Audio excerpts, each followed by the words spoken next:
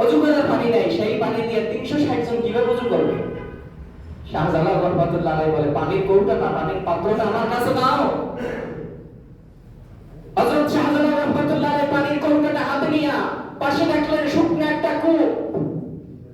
সেই পানির কূপের মধ্যে ওই কৌটায় যতটুকু পানি ছিল সেই পানিটুকু ওই কৌটার মধ্যে, পানির কূপের মধ্যে ঢেলে দিলেন। সঙ্গে সঙ্গে ওই অল্প একটু পানি ওই কূপে ছাড়ার সাথে সাথে ওই কূপের মধ্যে পানির জোয়ার উঠতে শুরু করছে। সুবহানাল্লাহ। যতদিন ছিলেন ওই এরিয়ার মধ্যে ততদিন পর্যন্ত ওই কূপ থেকে পানি নিয়ে অজু করেছে, পান করেছে, গোসল করেছে, নিজেদের প্রয়োজন মিটাইছে, আল্লাহর ইবাদতে কোনো ঘাটতি হয় না। সুবহানাল্লাহ। এরা হলো হক্কানি আউলিয়া কিরাম, এরাই হলেন পীর, এরাই হলেন মাশায়েখ, এরাই হলেন বুজুর্গ, ঠিক কিনা বলেন?